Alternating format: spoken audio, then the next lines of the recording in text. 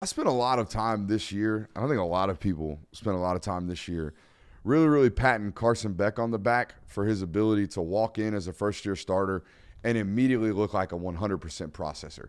Like just clicking through his reads. 1, 2, 3, bam, bam, bam, tying his feet to his eyes, looking like an NFL football player.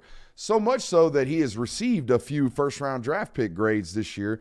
But most of the consensus around the NFL is they just want to see more. They kind of know. They feel as if they know he's going to be a guy, going to be a first-round guy, going to be an NFL franchise-type quarterback, but they just want to know. They think they know, but they want to know for certain. So that's why most of them are kind of recommending that he return to the University of Georgia. But we spent all this time talking about, damn, man, what a job from this kid to be able to not play a whole lot of football, hadn't played football since 2019, but to go out year one and just boom, wow, looks like a dude. 74% completion percentage, like elite on third down. Man, he must have figured something out. This dude must be an elite processor. This guy must have just a crazy mind.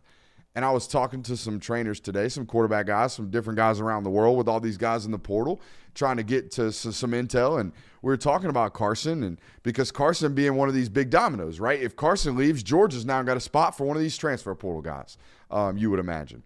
And Carson's name gets brought up. Then I start saying, I want to know, I told one guy, I want to know what that dude did to develop into that. Because my brain was always talking about, oh, it must be him. He must be unique. He must be special because this doesn't happen normally at a lot of places or with a lot of players.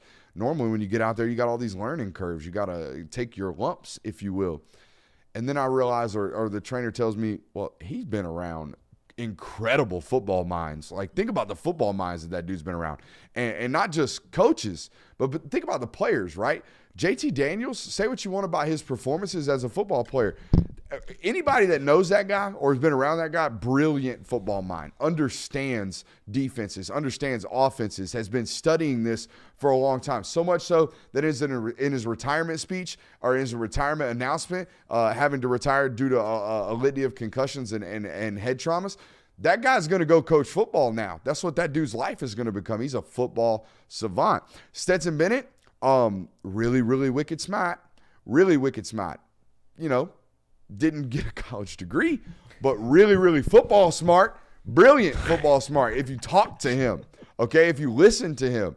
Mike Bobo coached a lot of football. Todd Monken, know him, spent a lot of time around that guy as well. Kirby Smart, kind of good at defense, right? Kind of knows what he's doing, kind of understands what it looks like, understands how to coach it. And then on top of all that, everybody's talked about his, exposure to that defense during all those reps during scout team. But I said it today, rubber bullets are not live bullets. So I don't want to hear too much about, oh, he got a bunch of reps against the scout team or as the scout team quarterback, because that shit ain't real. That is out there in practice. That's not real. Real live bullets is totally different. But I did not do a good enough job, gentlemen, during this season of saying, oh, yeah. He is processing well. He is playing well because he is really, really smart. He's a great football player. But obviously you have to tip your cap to everybody that was around him that helped develop that football mind. Another coach that he was around for a long time, Buster Faulkner, who's an OC at Georgia Tech, and we saw what he was able to do this year with Haynes King and the Yellow Jackets. So, I mean, a lot of great people. Like, he was surrounded by Gummy Van Gorder. Yeah. And I think to your defense, part of the reason why we probably didn't give the coaching minds as much fire as we should have this season, because we spent the first half of the season having to convince Georgia fans that this guy was actually good. That's true. Like, we're near the end of the season now. He's had 72% completion percentage. Georgia's 12-1, had a really, really good season. But the first 5 weeks, we had to constantly answer, yes, he's the guy. Yes, Mike Bobo's the right answer. Yes, Carson Beck is a good quarterback. All things like that. So I think that might be part of the contribution where we didn't get to spend as much time giving accolades to people. We did spend an exorbitant amount of time explaining that he's good. Yeah. Up until after Auburn, pretty much. Yeah. I mean, after Auburn.